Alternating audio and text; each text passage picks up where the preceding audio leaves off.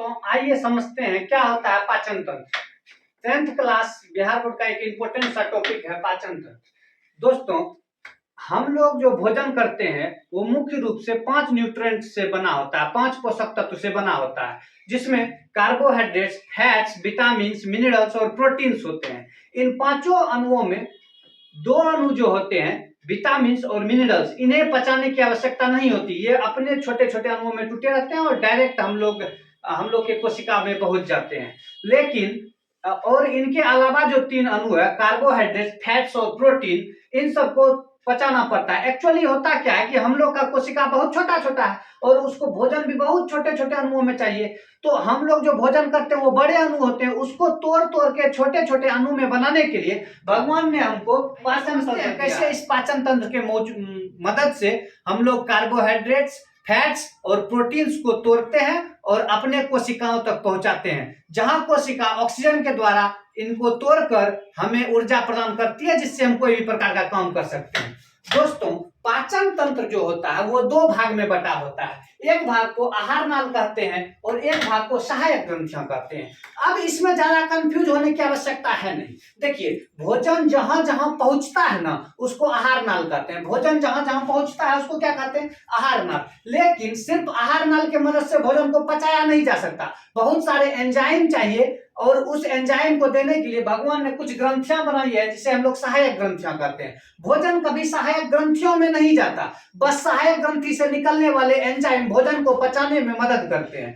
भोजन सिर्फ आहार नाल में चलता है। आहार नाल किसे कहेंगे, जिसमें भोजन चलेगा। जैसे मुंह में हम लोग भोजन खाते हैं तो मुंह भी आहार नाल हुआ, और ये इस पाइप के द्वारा भोजन अंदर जाता है, ये भी आहार नाल हुआ। भोजन जहां जहां जाएगा सबको हम लोग आहार नाल कहते हैं। देखिए दोस्तों भोजन को हम लोग सर्वप्रथम मुख गुहा में लेते हैं। भोजन जो आहार नाल है उसका पहला होता है मुख गुहा। देखते हैं आहार नाल भोजन आखिर जाता है कहां कहां है, तो मुख गुहा में भोजन जाता है सबसे पहले, मतलब मुंह में। उसके बाद जाता है ग्रास नली में, ये जो है ग्रास नली, इसमें जाता है। ग्रास नली के बाद अमाशय में जाता है, अमाशय के बाद छोटी आंत में जाता है और छोटी आंत के बाद बड़ी आंत में जाता है। यहाँ पे हम लोग ग्रास नली या ग्रसनी भी लिख सकते हैं। दोस्तों सबसे पहले हम लोग भोजन को मुख गुहा में लेते हैं। मुख गुहा, गुहा इसको इसलिए कहे, किसी भी खाली जगह को गुहा कहते हैं, और मुंह में है गुहा तो इसको मुख गुहा बोले। मुख गुहा में मुख्य रूप से आप देखिए तो 2 ही चीजें होती है। 32 ठो दांत होता है, वो आप अगर जवान जहान हो गए हैं तब, बच्चा में तो कम में रहता है, 20 ठो दांत रहता है, फिर दूध का दांत और 28 ठो दांत फिर आता है, फिर 4 ठो दांत तो 21 साल तक आता है, उसको बुद्धि दांत बोलते हैं। तो मुख गुहा में मुख्य रूप से 32 ठो दांत होते हैं। तो दांत का काम क्या है, दांत जैसे ही हम लोग भोजन करते हैं ना उसको कुछ काच के बराबर कर देता है। दांत का काम है भोजन को बहुत छोटा छोटा छोटा छोटा टुकड़ा में कर दे। देखते होंगे बूढ़ा उड़ा जिसका दांत कमजोर हो जाता है उसको पीस के दिया जाता है, सिल्ला लोढ़ी पे पीस या मिक्सी में पीस कर उसको खिलाया जाता है। क्यों? क्योंकि उसके दांत जो होते हैं नहीं होते हैं जो छोटे छोटे अणु में बांट देंगे। तो दांत का मुख्य काम है भोजन को छोटे छोटे अणुओं में बांट देना। अब दांत तो तोड़ दिया छोटे छोटे अणुओं में, अब मुंह में और क्या होता है, जीभ होता है। जीभ का क्या काम है, चारों बगल से भोजन को मिलाता है जुलाता। देखते हैं हम खाते हैं तो मुंह से जीभ से ऐसे घुमाते रहते हैं ताकि सब भोजन का अणु बराबर बराबर टुकड़ा टुकड़ा में बढ़ जाए। कभी कई आदमी तो इतना हड़बड़ी में होता है भोजन करता है डायरेक्ट घोट लेता है, ऐसा कभी नहीं करना चाहिए। तो भोजन का पाचन बढ़िया से नहीं होगा। भोजन को अच्छे तरीका से चबा के मिलाना चाहिए तब खाना चाहिए। अब देखिए साथ में मुख गुहा में क्या होता है, तो दांत होते हैं, दांत जिन्होंने भोजन को छोटे छोटे टुकड़ों में बांट दिया, और जीभ होते हैं, जीभ क्या करता है भोजन को अच्छे तरीके से मिला देता है। अब मुख गुहा में 3 जोड़ी लार ग्रंथियां होती है। लार ग्रंथि उसको बोलते हैं जिससे लार निकलता है। तो ये जीभ पे नहीं होता है, जीभ पे स्वाद कलिकाएं होती है जिससे हमको खट्टा मीठा कड़वा सबका स्वाद पता चलता है। लेकिन मुख गुहा में 3 जोड़ी लार ग्रंथियां होती है। लार ग्रंथियां इतना भीषण होती है कि लगभग 1.5 लीटर लार जो है डेली हम लोग के मुंह में निकलते रहता है। कभी कभी थू था करते रहते हैं, उसका मेन कारण यही है कि लार निकलते रहता है। देखिए इसमें से 3 लार ग्रंथियां बहुत इंपॉर्टेंट है, 3 ही होबे करती है। इसमें पेरोटिड ग्रंथि आता है। पेरोटिड ग्रंथि, पेरोटिड को हम लोग कर्ण मूल ग्रंथि भी कहते हैं क्योंकि कान के बगल में रहता है। अंदर से कान के बगल में कौन सा ग्रंथि रहता है, पेरोटिड ग्रंथि। पेरोटिड ग्रंथि से निकलने वाला जो एंजाइम होता है वो भोजन को पचाने में मदद करता है। पचाने के मुख गुहा से ही पाचन शुरू हो जाता है। तो भोजन खाने के समय में अगर हम लोग सूक्ष्म जीव सब खा लिए तो सूक्ष्म जीव सबको मारने में कौन सा एंजाइम काम देता है? पैरोटिड से निकलने वाला एंजाइम। जानते हैं सांप सब में यही पैरोटिड ग्रंथि होता है जिसमें विष रहता है। जब वो काटता है तो पैरोटिड ग्रंथि से विष निकल के आदमी देह में चला जाता है और 2 बूंद में उसका कहानी प्लेन हो जाता है। तो पैरोटिड ग्लैंड से हम लोग को सूक्ष्म जीव भोजन में जो रहते हैं वो मार दिए जाते हैं। उसके बाद एक और ग्लैंड, 2 और ग्लैंड है। एक ग्लैंड जीभ के ठीक नीचे में रहता है सबमैंडिबुलर, और एक ग्लैंड उसी के बगल में रहता है सबलिंगुअल। देखिए इन दोनों से निकलने वाला जो एंजाइम है वो दो, एक तो सलाइवा निकलता है। सलाइवा क्या करता है? भोजन को मुलायम बना देता है। मुलायम बनाने से भोजन को अंदर जाने में दिक्कत नहीं होता है। और इससे एक एंजाइम निकलता है जो स्टार्च को तोड़ता है। क्या करता है? स्टार्च को तोड़ता है। अब ये स्टार्च क्या हुआ? हम लोग जो खाना वाना खाते हैं, देखिए जैसे गेहूं खाते, गेहूं का जो ऊपर का छिलका हुआ या मकई का भुट्टा पका के सीधे खा लेते हैं तो उसमें भी छिलका उलका जो रहता है उसको हम लोग रफेज कहते हैं या फिर स्टार्च। वैसे भी भोजन जो पौधा बनाकर जमा करता है अपने पत्ते में तो स्टार्च के रूप में जमा करता है। हम लोग भोजन लाते हैं कौन से? अपना से बनाते हैं। भोजन बनाना किसी को नहीं आता है, सबको भोजन पकाना आता है, बनाना खाली हरा पेड़ पौधा को आता है। तो भोजन बना बेचारा बना के दिया तो भोजन को जो जमा करके रखता है स्टार्च के रूप में जमा करके रखता है। तो यहाँ पे स्टार्च का पाचन होता है, स्टार्च को तोड़ दिया जाता है और कुछ स्टार्च जो है ग्लूकोज में भी बदल जाते हैं और कुछ आगे बदल जाएंगे ग्लूकोज में। तो मुख गुहा में 3 जोड़ी लाल ग्रंथियां हुई। एक हुई पैरोटिड ग्रंथि जो सूक्ष्म जीव को मारता है, और 2 ग्रंथियां होती है सबमैंडिबुलर और सबलिंगुअल। सबलिंगुअल और सबमैंडिबुलर, इससे इसका काम होता है भोजन को मुलायम बनाना और भोजन में स्टार्च का पाचन करना। तो अगर दोस्तों कभी क्वेश्चन आप लोग से पूछ दे भोजन का पाचन शुरू कहां से होता है, तो मुख गुहा से शुरू हो गया, क्योंकि यहीं पे स्टार्च का पाचन शुरू हो चुका है। इसमें पचने के बाद अब जो है भोजन को हम लोग भोजन तो नहीं कह सकते, बाउल कहते हैं। वो पचा हुआ भोजन जो कि कभी कभी खा के उबलने देते हैं, मुंह में कंकर उंकर आ जाता है तो बाउल के रूप में रहता है। तो वो भोजन जो अब है अब इस पाइप में जाएगा। देखिए यहाँ दोस्तों 2 पाइप होती है, एक होती है श्वास नली, एक होती है ग्रास नली। श्वास नली में सांस जो हम लोग लेते हैं वहां जाता है। यहाँ एक ढक्कन बना रहता है जिस ढक्कन को बोलते हैं एपीग्लोटिस। क्या बोलते हैं? एपीग्लोटिस। वो ढक्कन का काम है कि इस पाइप को बंद करके रखेगा तो इसको खोलेगा, इसको बंद करके रखेगा तो इसको खोलेगा। आप लोग देखते होंगे कभी हम लोग 2 काम एक साथ नहीं कर सकते, जैसे कि सांस लेना और घुटना हो भी नहीं करता है। क्या है कि एक के बार में एक के ढक्कन में खुला रहेगा तो ये ग्रास नली में ये ढक्कन खुल के इसमें लग जाता है और ग्रास नली में सब भोजन आ जाता है यहाँ से। अब भोजन जो आ रहा है यानी बाउल जो आ रहा है, भोजन थोड़ा सा दांत से कुचा कुचा हुआ भोजन जब नीचे आता है तो ये किस विधि से आता है? डायरेक्ट हटा से तो नहीं चला आएगा। यहाँ क्रमाकुंचन विधि से आता है, एकदम नागिन डांस करते हुए भोजन आता है। तो भोजन आता कैसे है? जैसे देखिए ये लाइन है, ऐसे भोजन चलता है। यहाँ अब यहाँ ऊपर का फूल सटक जाएगा, नीचे का फूल जाएगा, फिर नीचे चला आएगा, फिर ऊपर से इसको चौंपेगा, नीचे खोलेगा, फिर नीचे जाएगा। इस तरह भोजन आराम से ग्रास नली में तुघरते हुए क्रमाकुंचन विधि। क्रमाकुंचन मतलब 2 गो, शीतलन संकुचन, शीतलन संकुचन दोनों विधि जब हो जाता है तो उसको हम लोग बोलते हैं क्रमाकुंचन विधि। तो बोलेगा फूड पाइप में यानी ग्रास नली में भोजन किस विधि द्वारा जाता है? तो नागिन डांस करते हुए जाता है, जिसको हम लोग क्रमाकुंचन विधि कहते हैं। तो क्रमाकुंचन विधि द्वारा इस 25 सेंटीमीटर लंबी ग्रास नली में 25 सेंटीमीटर यहां तक ग्रास नली रहता है, 25 सेंटीमीटर लंबी ग्रास नली में क्रमाकुंचन विधि द्वारा भोजन कहां पहुंचता है? आमाशय में पहुंचता है। कहां पहुंचता है? आमाशय। दोस्तों आमाशय को ही हम लोग पेट कहते हैं, इंग्लिश में स्टमक कहते हैं, और इसमें भोजन पहुंचता है। तो ये जो है आहार नल का सबसे चौड़ा भाग है, इससे चौड़ा और कुछ नहीं होता है, एकदम थैलानुमा रहता है, इसमें भोजन पहुंचता है। अब इसका भी 3 हिसाब किताब है, इसमें 3 पार्ट होता है, पहला पार्ट, दूसरा पार्ट और तीसरा पार्ट। पहला पार्ट को अमाशय का पहला भाग को जिसमें भोजन उतरता है उस भाग को हम लोग कार्डियक कहते हैं। क्या कहते हैं? कार्डियक। दूसरा भाग को हम लोग कहते हैं फुंडिक, तीसरा भाग को हम लोग कहते हैं पाइलोरिक। 3 भाग होता है, कार्डियक, फुंडिक और पाइलोरिक। एक्चुअली फुंडिक थोड़ा ऊपर का भाग हुआ, इस बीच वाले भाग को हम लोग सीधे पेट भी कह देते हैं, बॉडी कह देते हैं डायरेक्ट। लेकिन मुख्य रूप से अमाशय में 3 भाग होते हैं, कार्डियक, फुंडिक और पाइलोरिक। देखिए कार्डियक भाग में ही भोजन सबसे पहले पहुंचता है। तो भोजन हम लोग मुंह में खाए थे और ये ग्रास नली होते हुए कहां पहुंचा? आमाशय में। आमाशय के कौन से भाग में? तो कार्डियक में पहुंचा। कार्डियक में जैसे ही भोजन पहुंचता है हरा हर इसका दीवार से HCl निकलने लगता है। HCl बोले तो हाइड्रोक्लोरिक अम्ल। देखिए दोस्तों वैसे कहा जाता है कि आमाशय में जठर रस का स्रावन होता है, लेकिन जठर रस जो होता है बहुत सारे रसों का सम्मिलित रूप है। जठर रस अकेला कोई चीज नहीं होता है, जठर रस में बहुत सारा एंजाइम मिले हुए रहते हैं। तो इसमें से ही एक है अम्लीय एंजाइम जिसको बोलते हैं हम लोग HCl। ये अम्ल है एक प्रकार का हाइड्रोक्लोरिक अम्ल। ये जैसे ही यहाँ भोजन पहुंचता है तो जो भी जीवाणु को ऊपर में न मार सका था ये सब लिंगुअल और सब मेडिबुलर से निकलने वाला एंजाइम जिस जीवाणु सबको नहीं मार सका था उस जीवाणु को अमाशय में हाइड्रोक्लोरिक अम्ल को ले जरा के भस्म कर देगा। बोले कहानी प्लेन और भोजन सब एकदम फूलना शुरू होता है, वहां पे एकदम टूटना शुरू होता है, एकदम भोजन को गलाया जाता है।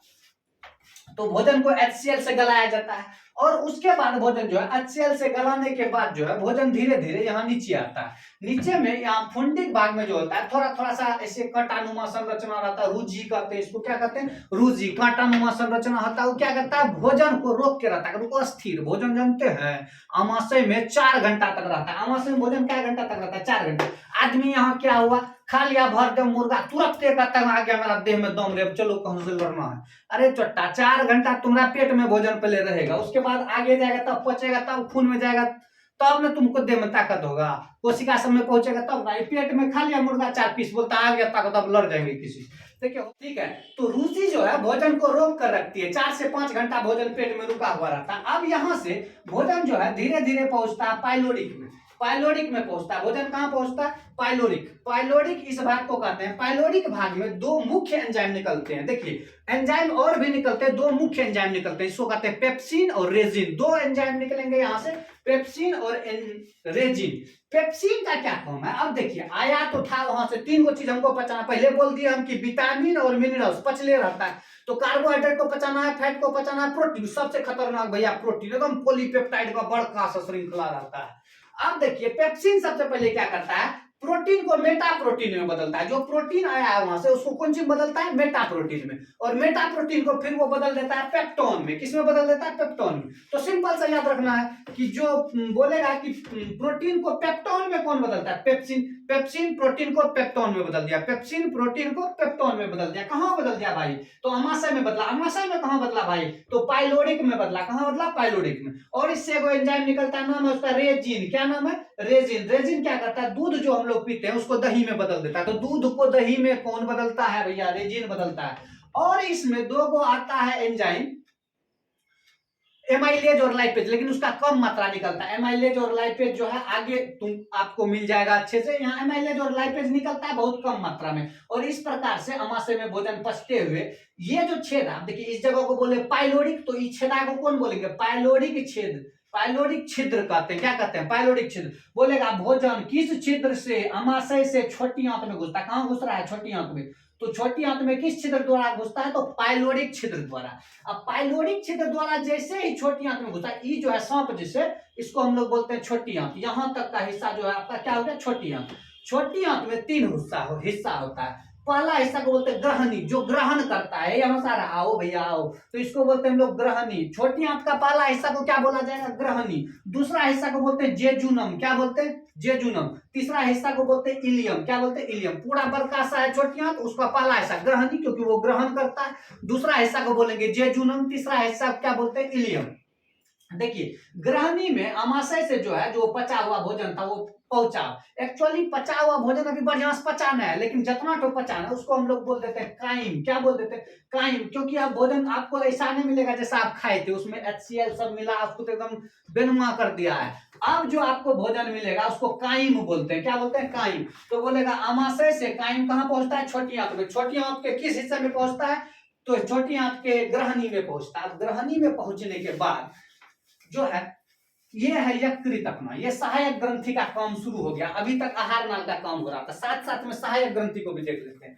यहाँ पहला सहायक ग्रंथि मिला आपको पित्ताशय, ठीक, और यकृत। देखिए यकृत जो है जिसको हम लोग लीवर कहते हैं, लोग कहता है ढेर बिस्कुट में को लीवर खराब गैस, तो एक्चुअली लीवर जो है उससे पित्त रस निकलता है। क्या, कौन सा रस निकलता है, पित्त रस निकलता है। लेकिन वो खाली निकालता है, निकाल के जमा कर देता है कहां पे, पित्ताशय में। पित्त को निकालता है कौन है, यकृत। जमा कहां करता है, पित्ताशय में। पित्त का आशय यानी पित्ताशय, यहाँ पित्ताशय जमा हो गया। अब देखिए पित्त जमा हो गया पित्ताशय में। अब होता क्या है कि भोजन जो यहाँ से HCl मिल गया था, और दोस्तों आप लोग जानते हैं HCl एक अम्ल है, तो भोजन क्या हो गया होगा, अम्लीय। अब छोटी आंत का था भैया अम्लीय भोजन हमसे नहीं पचने वाला है, ठीक है, तो पहले हमको उसको क्षारीय बनाने का जुगाड़ कीजिए। तो जैसे ही भोजन इसमें आने वाला रहता है, धरा यहाँ बोलता है कौन कि रे यकृत, यहाँ से पित्त रस का श्रावण करो। तो कौन सा रस निकलता है वहां से, पित्त रस। अब देखिए पित्त रस को निकालने के लिए वहां पे एक एंजाइम, सबसे पहले अब कैसे समझेगा कि भोजन यहाँ पहुंच गया है, तो भोजन यहाँ पहुंचने के लिए, समझाने के लिए ये जो है छोटी आंत एक हार्मोन निकालता है, कोलिस्टोकाइनिन। कौन सा हार्मोन निकालता है? कोलिस्टोकाइनिन। तो कोलिस्टोकाइनिन जो होता है जाके तुरंत कहता है यकृत को, रे आ गया है भोजन, जल्दी जल्दी पित्त रस भेजो, पित्त रस भेजो।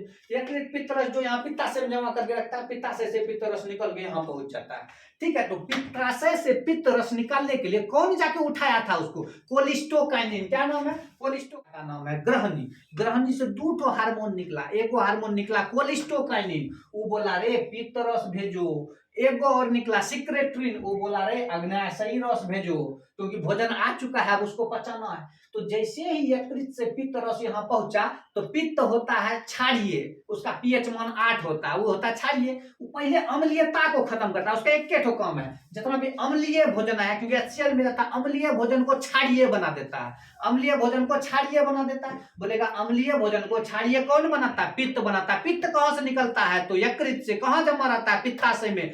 पित्ताशय से पित्त निकलने के लिए ऑर्डर कौन देता है? तो ऑर्डर देता है कोलिस्टोकाइनिन। कोलिस्टोकाइनिन कहां से निकलता है? तो छोटी आंत से। ओके, आगे बढ़ते हैं। अब देखिए, लेकिन भोजन को कंप्लीट पचाने का, भोजन को कंप्लीट पचाने का जो पावर होता है वो होता है अग्न्याशयिक रस में। किस रस में होता है? अग्न्याशयिक रस में। अग्न्याशयिक रस कहां से निकलता है? तो अग्न्याशय से निकलता है। अग्न्याशय से अग्न्याशयिक रस निकलने के लिए बुलाता कौन है उसको? सिक्रेट्रिन। कौन बुलाता है? सिक्रेट्रिन। सिक्रेट्रिन एक हार्मोन है जो कहां से निकलता है? आपका निकलता है छोटी आंत से। ठीक है, यहां पे प्रोटीन को पेप्टोन में बदला था, पेप्सिन अमाशय में, लेकिन अब छोटी आंत में जो यहाँ अग्न्याशय से वो रस आया, नाम है उसका ट्रिप्सिन। ट्रिप्सिन क्या करेगा? वो पेप्टोन को पेप्टाइड में बदल देता है, पेप्टोन को पेप्टाइड में बदल देता है। तो ट्रिप्सिन जो है वो पेप्टोन को कौन चीज में बदल देता है? पेप्टाइड में। साथ में एमाइलेज जो है कार्बोहाइड्रेट को पचाता है। 3 चीज बोले थे ना पचाएगा, हम सिंपल करते हैं, 3 चीज बोले थे पचाएगा, 2 चीज तो पचले रहता है, विटामिन पचले रहता है, मिनरल्स पचले रहता है। किसको पचाना है? कार्बोहाइड्रेट को। कार्बोहाइड्रेट को एमाइलेज पचाता है। कार्बोहाइड्रेट को कौन पचाता है? एमाइलेज। कार्बोहाइड्रेट को कौन पचाता है? एमाइलेज। कार्बोहाइड्रेट को ग्लूकोज बना देता है। क्या बना देता है? ग्लूकोज।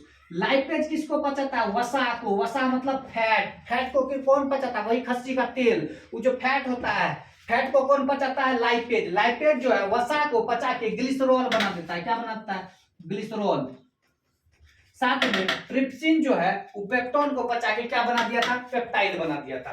चलिए अब आगे बढ़ते हैं। अग्न्याशयी रस यहाँ इसमें मिल गया, लेकिन यहाँ से पित्त रस इसमें मिल गया। पित्त रस का काम था खाली क्षारीय बनाना। अग्न्याशयी रस में ट्रिप्सिन, एमाइलेज और लाइपेज। ट्रिप्सिन, एमाइलेज और लाइपेज, टेल टेल नाम का ट्रिप्सिन, एमाइलेज, लाइपेज 3 गो रहता है। ट्रिप्सिन जो है पेप्टोन को पेप्टाइड बदलता है, एमाइलेज ग्लूकोज बदल देता है, कार्बोहाइड्रेट को ग्लूकोज में बदल देता है, और लाइपेज वसा को ग्लिसरॉल में बदल देता है। अब उसके बाद क्या है कि एक्चुअली दिक्कत यहाँ आ गया, अग्न्याशय तो अपना रस छोड़ दिया, सिक्रेटरी जाके बुलाया जब, तो ये अपना रस यहाँ पहुंचा दिया, और इसको भी जब बुलाया तो ये भी अपना पित्त यहाँ पे छोड़ दिया। लेकिन ये अग्न्याशयी रस और ये पित्त तब तक काम नहीं करेगा जब तक छोटी आंत से आंत्र रस नहीं निकलेगा। छोटी आंत से आंत्र रस निकलता है, जिसको हम लोग कहते हैं सक्कस इंटेरिकस। क्या कहते हैं? सक्कस इंटेरिकस। सक्कस इंटेरिकस जब यहाँ से निकलता है तब इसको सक्रिय बनाता है इस सबको।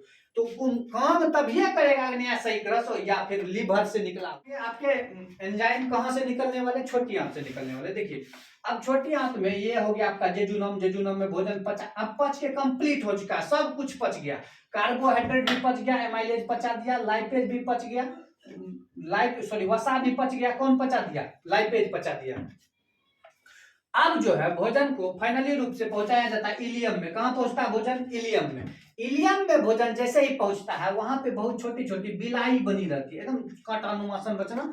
अवशोषक बोलते हैं उसको, अवशोषक। उसका नाम होता है विलाई। क्या नाम होता है? विलाई। तो छोटी आंत में विलाई जो है पचे हुए भोजन में एनर्जी को अवशोषित कर लेता है। एनर्जी को क्या कर लेता है? अवशोषित कर लेता है। एनर्जी जैसे ही खींच लिया सब, तो एनर्जी खींच के इसके नीचे में ब्लड सेल्स लगा रहता है, खून इसको लेके चल गया सबको पहुंचाने, बन गया खाना, रे चलो अब सब कोशिका को पहुंचा देते हैं। तो खूब ब्लड जो है यहाँ से सब तो पचा हुआ भोजन को ले लेता है, मतलब कि ग्लूकोज ले लिया, ग्लिसरॉल ले लिया, उसके बाद आपका एमिनो अम्ल ले लिया, सब कुछ पचा हुआ भोजन जरूरी का ले लिया। और जो बेकार चीज बच गया, जो नहीं पचा या फिर जो नहीं है लायक, उसको आगे भेज दिया बड़ी आंत में, यहीं से बड़ी आंत में पहुंचा दिया। कहाँ पहुंचा दिया? बड़ी आंत में। अब लेकिन जो भोजन पूरा तरह से पच गया, अब उसको बोलेंगे काइल। क्या बोलेंगे? काइल। जब तक भोजन नहीं पचा था, देखिए जब भोजन मुंह में था तो भोजन बोल रहे थे, मुंह से यहाँ चला आया फूड पाइप होते हुए अमाशय में, तब जैसे अमाशय में घुस रहा था तब बाउल बोले भोजन, वैसे घोटने के बाद बाउल बोलते हैं। तो यहाँ पे जब पहुंचा तो यहाँ से पचने के बाद उसको काइम बोले भोजन को। अब काइम छोटी आंत से पच के जब निकल गया बन गया काइल। क्या बन गया? काइल। अब बड़ी आंत में पहुंचा तो बड़ी आंत है इतना बड़का, आराम से घुमा फिरा के इसको पहुंचा दिया यहाँ। अब देखिए बड़ी आंत में कुछ नहीं होता है, बड़ी आंत में सिर्फ पानी का अवशोषण होता है और भोजन सब जमा वमा होकर रहता है। छोटी आंत से सक्कस इंटेरिकस निकलेगा। सक्कस इंटेरिकस में 5-6 प्रकार का एंजाइम मौजूद रहता है, जिसमें सबसे इंपोर्टेंट रहता है इरेप्सिन। कौन है? इरेप्सिन। देखिए अभी भोजन यहाँ पचने के बाद, यहाँ जब मिल गया सब भोजन पच गया तो भोजन आगे पहुंचा जेजुनम। जेजुनम में जाके एकदम भोजन पूरा क्षेत्र आके सो गया है, एकदम पूरा देह हाथ खोल के सो गया, देह हाथ खोल के सो गया। इसमें जो है दूसरा तीसरा एंजाइम सब मिलते रहता है। एक एंजाइम आता है इसमें इरेप्सिन, छोटी आंत से निकलता है इरेप्सिन। सक्कस इंटेरिकस के अंदर में आता है एक एंजाइम इरेप्सिन। इरेप्सिन क्या करता है? देखिए शुरू से पेप्टोन को पेप्टाइड में बदलता है, जो पेप्टोन बचा था, और जो पेप्टाइड यहाँ ट्रिप्सिन बनाया था उस पेप्टाइड को बना दिया एमिनो। अब शुरू से बताते हैं प्रोटीन का पाचन कहाँ कहाँ होगा। देखिए प्रोटीन को सबसे पहले यहाँ पचाता है पेप्सिन, पाइलोरिक से जो अमाशय में निकलता है। पेप्सिन जो है प्रोटीन को क्या करता है? पेप्टोन में बदल देता है। अब ट्रिप्सिन जो है पेप्टोन को पेप्टाइड में बदल दिया। अब इरेप्सिन जो है पेप्टाइड को एमिनो अम्ल में बदल दिया। तो फाइनली प्रोटीन बोलेगा, प्रोटीन पच के फाइनली क्या बनता है बताइए? तो प्रोटीन पच के फाइनली बनता है एमिनो अम्ल। क्या बनता है? एमिनो। बचा सबको सोख लिया बढ़िया, थोड़ा लवण उवन को भी सोखता है। तो सोखने के बाद जो है भोजन को सीधे पहुंचा देता है मलाशय में। यहाँ होता है मलाशय, जहां जमा रहता है। मलाशय में भोजन, अपचा भोजन या फिर बोल सकते हैं जो भोजन का काम हो चुका है वो भोजन मलाशय में जमा रहता है। अब मलाशय में जमा रहने के बाद जो है यहाँ मल द्वार रहता है, मल द्वार द्वारा उस समय समय पे हम लोग उसको निकालते रहते हैं। तो ये कंप्लीट भोजन हम लोग कर लिए और भोजन को पचा लिए। अब एक बार थोड़ा सा रिवाइज करते हैं। देखिए भोजन बाबू सबसे पहले पहुंचता है मुख गुहा में। मुख गुहा में दांत से जो है भोजन को टुकड़े टुकड़े कर दिए जाते हैं और जीभ से उसको लाड़ उड़ के बढ़िया से पचा लिया जाता है। लेकिन उसमें 3 जोड़ी लाड़ ग्रंथियां हैं। 3 जोड़ी लाड़ ग्रंथि, पेरोटिड ग्रंथि, सबलिंगुअल, सबमेडिबुलर। पेरोटिड सूक्ष्म जीव सबको मारता है, सबलिंगुअल मुलायम बनाता है, सबमेडिबुलर से जो है स्टार्च का पाचन होता है। अब जो है आगे ये भोजन जब मुंह में पच गया तो उसको बाउल बोले, वो पचा हुआ थोड़ा सा भोजन को बाउल बोले। बाउल होने के बाद जो है ये ग्रास नली होते हुए कहाँ पहुंचा? अमाशय में। ग्रास नली में कौन विधि? क्रमाकुंचन विधि से कहाँ पहुंचा? अमाशय में। अमाशय में 3 भाग होता है। अमाशय का पहला भाग कहलाता है कार्डियक। कार्डियक में HCl निकलता है और भोजन को गलाता है। उसके बाद फुंडिक, फुंडिक में रुचि होता है जो भोजन को जमा करके रखता है थोड़ा देर, 4-5 घंटा तक भोजन अमाशय में रहता है पेट में। उसके बाद जो है भोजन पहुंचता है फाइनली पाइलोरिक में। पाइलोरिक में जो है 2 प्रकार का एंजाइम निकलता है, पेप्सिन और रेजिन। पेप्सिन जो है प्रोटीन को पेप्टोन में बदल देता है, प्रोटीन को पेप्टोन में बदल देता है, और जो आपका रेजिन है वो दूध को दही में बदल देता है। अब फाइनली यहाँ पचने के बाद पाइलोरिक छिद्र होकर छोटी आंत में पहुंचा। छोटी आंत से तब तक 2 हार्मोन निकल रहा था। एगो निकल रहा था हार्मोन, उसका नाम है कोलिस्टोकाइनिन। क्या निकल रहा था? कोलिस्टोकाइनिन। कोलिस्टोकाइनिन जो है वो जाके यकृत को बोला पित्त रस चाहिए हमको, भोजन पहुंच रहा है। पित्त रस यहाँ से पित्ताशय में जमा किया, पित्ताशय से यहाँ पहुंच गया। और एक सिक्रेटरी निकल रहा था, वो जो है अग्न्याशय से बोला कि अग्न्याशयिक रस भेजो। तो अग्न्याशय से अग्न्याशयिक रस, यकृत से पित्ताशय से पित्त, सब कुछ पहुंच गया छोटी आंत में। इसको बोलते हैं ग्रहणी, क्योंकि ये ग्रहण किया, यहाँ से भोजन लिया, यहाँ से रस सब लिया, सब कुछ पचाते पुचाते पचाते पुचाते जेजुनम में पहुंचाया। कहाँ पहुंचा? जेजुनम। जेजुनम में और पच रहा है भोजन, एकदम रेस्ट कर रहा है, फैल गया भोजन एकदम पतला पतला। अब यहाँ पे होते हुए आगे पहुंचा इलियम में। अब तक भोजन सब कुछ पच गया। यहाँ जेजुनम में निकलता है इरेप्सिन। इरेप्सिन जो है पेप्टाइड को एमिनो अम्ल में बदल देता है और साथ में बहुत सारे रस निकलते हैं जो सभी को पचाता है। अग्न्याशय से 3 प्रकार के एंजाइम निकलते हैं, trypsin, amylase, lipase. Trypsin, amylase, lipase. Trypsin जो है पेप्टोन को पेप्टाइड में बदलता है। एमाइलेज जो है वो एमाइलेज कार्बोहाइड्रेट को ग्लूकोज में बदलता है। वसा को कौन पचाता है? लाइपेज, और उसको ग्लिसरॉल बनाता है। ये सब पचाने के बाद इलियम में पहुंचा। इलियम में रहता है छोटा छोटा विलाई। क्या रहता है? विलाई। विलाई जो है भोजन को सोख लेता है, जो एनर्जी वाला चीज पच गया उसको सोख के खून में पहुंचा दिया, खून सीधे उसको पहुंचा दिया हर एक कोशिका में। अब जो भोजन पच गया, अब जिसका कोई जरूरी नहीं है उसको भेज दिए बड़ी आंत में। बड़ी आंत अभियो बोला रुको बेटा, अभियो ने छोड़ेंगे तुमसे, उसे जितना पानी उनी है अवशोषण कर ले, लवण उवन का कुछ मात्रा है, नमक उमक का, वो भी अवशोषित कर लेता है और बड़ी आंत से भोजन को सीधे ट्रांसफर कर देता है मलाशय में। मलाशय बड़ी आंत का हिस्सा है। अब मलाशय में भोजन जमा हो गया, जो पच गया इसका काम नहीं है, अब उसका कलर भी पीला हो जाता है पचने उचने के बाद। उसमें भी भोजन के पीला होने का भी एक कारण है कि उसमें जो है बिलरुबिन नाम का एक एंजाइम निकलता है लीवर से, बिलरुबिन नाम का, उसके चलते भोजन यहाँ पीला हो जाता है। अब भोजन पीला होने के बाद मल द्वार द्वारा हम लोग इसको बाहर निकाल देते हैं। तो नॉर्मल सा घटना दोस्तों, एक बार फटाफट से हम बस सहायक ग्रंथि के सभी एंजाइम के बारे में बता देते। पित्ताशय से पित्त रस निकलता है, लेकिन ये पित्त रस को बनाता कौन है? यकृत। ठीक है, पित्त का काम क्या है भाई? तो पित्त का काम है भोजन को क्षारीय कर देना। क्या काम है? भोजन को क्षारीय कर देना। बचा आपका अग्न्याशय से रस जो निकलता है उसमें 3 प्रकार का एंजाइम रहता है। पहला ट्रिप्सिन, कौन रहता है? ट्रिप्सिन। दूसरा कौन रहता है? एमाइलेज। तीसरा कौन रहता है? लाइपेज। ट्रिप्सिन जो है वो पूरे पेप्टोन को पेप्टाइड में बदल देता है। ट्रिप्सिन पेप्टोन को पेप्टाइड में बदल देता है। अब एमाइलेज जो है वो कार्बोहाइड्रेट का पाचन करता है और जो लाइपेज है वो वसा का पाचन करता है। उम्मीद है कि आप लोगों को अच्छे से पाचन तंत्र समझ में आ गया होगा और अच्छे से याद हो गया होगा। अगले किसी तंत्र के साथ हम जल्द ही पधारेंगे, तब तक के लिए धन्यवाद।